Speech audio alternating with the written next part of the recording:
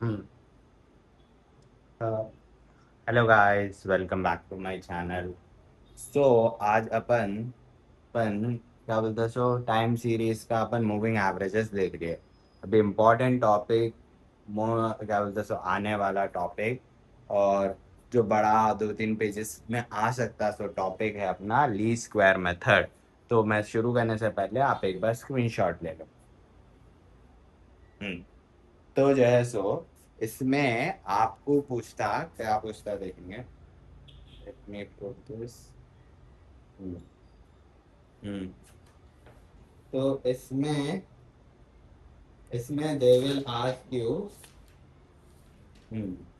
देखो, first question 20, page number 22, page number 83, question number 22 है। तो obtain the straight line trend value equation for the following data by the method of v-square method. Tabulate the trend values. Okay, trend values. अब जैसे year दे दिया 2010 से लेके 2016 तक, और sales दे दिया आपने 140, 144, 160, 152, 168, 176 और 180। अपने को क्या बोल रहा, ट्रेंड क्या बोलते सो, तो स्ट्रेट लाइन मेथड यूज करो करो और trend value, what is trend, okay. So what is trend equation first of all. So यहाँ पे स्ट्रेट लाइन ट्रेंड इक्वेशन है ये। बेस्ट थिंग ये जो है, इसको बोलते हैं अपन straight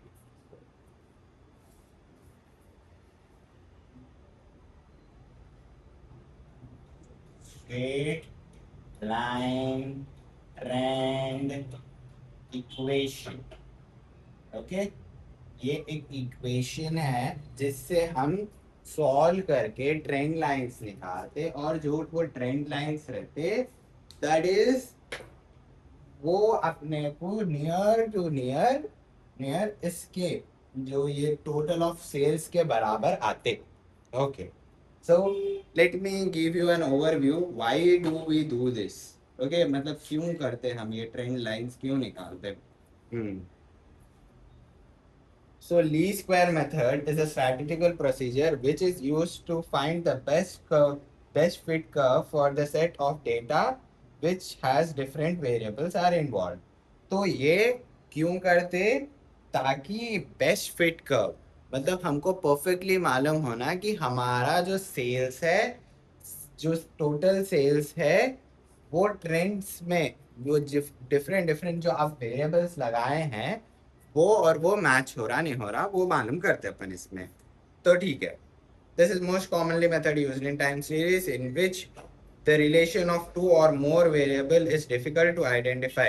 Least square method provides a trend line best fit in form in order to represent the relationship between a known and unknown variable. So it, तो ये नोन और अननोन वेरिएबल्स के बीच में क्या बॉन्ड है, क्या रिलेशनशिप है, वो बताता। Okay.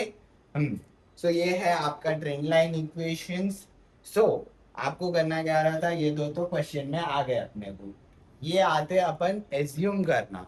Okay, the middle value of this. Okay, अब ये टोटल है 7। ओके, 7 7 बोले तो ये ऊपर के 3, ये नीचे के 3, तो ये बीच के उसको 0 लगा देना, ऊपर के माइनस, माइनस में जाते -3 2 1, और नीचे के +1 2 3। ओके, फिर उसके बाद एक्स स्क्वायर, इसको स्क्वायर कर देना, 9 4 1 0 1 1। ओके, ये हो गया। फिर X Y, X into Y, Y, तो ये 140 × 9 420। ये आप चेक कर लेना, मैं बार बार नहीं बोलता। 144 × 4 288, 160 × 1 1, क्या बोलते सर, 160 × 1 1 -160, 152 × 0 0, 168 × 1 168, 176 × 2 352, 180 × 3 540। तो जब ये माइनस वाले टर्म्स टर्म्स देखेंगे, let me have, so I will bring calculator. Okay, so अपन चेक करेंगे कि अपन के कैलकुलेशन सही है नहीं है। For let's calculate minus terms first. कभी भी याद रखो पहले डिफरेंटली करना पड़ता. 520 plus 288 plus 160. 868 are minus terms. 868 minus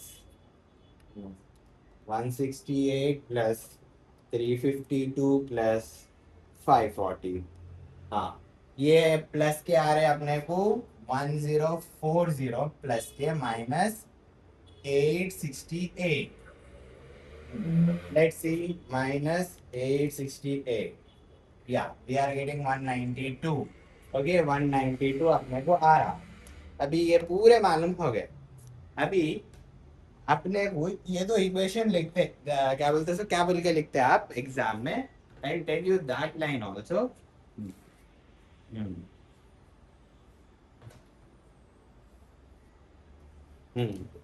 so exam में आप लोग लिखेंगे द स्ट्रेट लाइन इक्वेशन बोल के लिखना आप. Okay, equation of straight line trend equation बोल के लिखना. ये लिख के ये लिखना.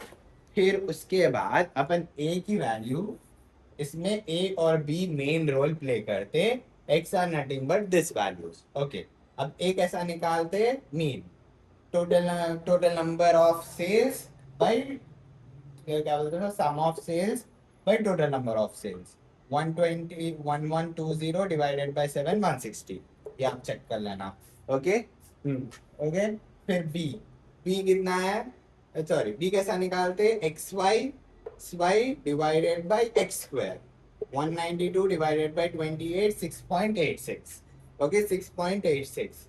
तो अपन ये वैल्यूज मालूम करने के बाद हर साल के वास्ते से 10 11 12 13 14 15 16 पूरे सालों के वास्ते अपन ट्रेंड वैल्यूज निकालना. ये है इसमें. अगर इन्हें नहीं बोला, ट्रेंड वैल्यूज नहीं बोला, सो देन योर प्रॉब्लम यहाँ तक ही एंड हो जाता. आपका प्रॉब्लम. नहीं, अभी यहाँ पे क्या बोल रहा हूँ, ट्रेंड वैल्यूज निकालो बोल रहा. सो ट्रेंड वैल्यूज बोले तो ये अलग कॉलम बना के अपन जो वैल्यूज आ रहे उसको सब्स्टिट्यूट करते रहना फॉर 2010 हर एक साल के वास्ते. 160, ये दो कॉमन है, 160 6.86. Just you need to change the numbers. Okay, -3 -2 -1 0 1 2 3. Okay, so 160 minus इसको मल्टीप्लाई करेंगे 20.58. जब इन दोनों को माइनस करेंगे 139.42. फिर इसके बाद 2011 के वास्ते सेम इसको इससे मल्टीप्लाई करेंगे, फिर माइनस करेंगे तो इतना आया 146. फिर सेम 12 के वास्ते करेंगे 160 माइनस 6.86 करेंगे 153.14. ओके, 2013 के लिए 160 प्लस 0 प्लस 6.86 इंटू 0 160 हो गया इसका आंसर. तो सेम लाइकवाइज 14 के लिए करेंगे तो इंटू प्लस में हो जाता, तो 166.86. और 15 और 16 के लिए 173 180. सो आपको ये पूरे वैल्यूज डाल लेना. सो आपको जरा एक दो पॉइंट्स ऊपर नीचे आते. ओके, मतलब एक दो पॉइंट्स ऊपर नीचे आते, अब देख के लिख लेना. सो अगर नहीं तो आपको ये आंसर आपको सेम आना. ठीक है, तो then your trend values problem is correct. Okay, trend values आप प्रॉपर निकाले बोले जैसा. ओके, सो ये अपने को ऐसा करके पूरा करना रहता. ठीक है.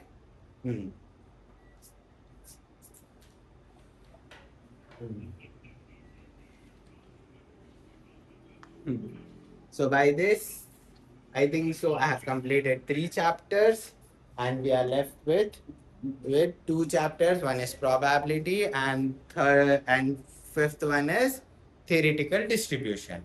So we will do theoretical distribution first and then upon probability पे जाएंगे. प्रोबेबिलिटीज बेसिकली जो आप टेंथ में और टेंथ में जो पढ़े हैं वही रहता, डिग्री में भी वही कंटिन्यू रहता। सो होप कि आपको ये वीडियो अच्छी लगी तो क्या करना, सब जो है सो बोल दिया मैं। सो सब आपको अगर मेरे को सपोर्ट करना है तो चैनल को सब्सक्राइब कीजिए। सो मिलेंगे आपको नेक्स्ट वीडियो में। बाय।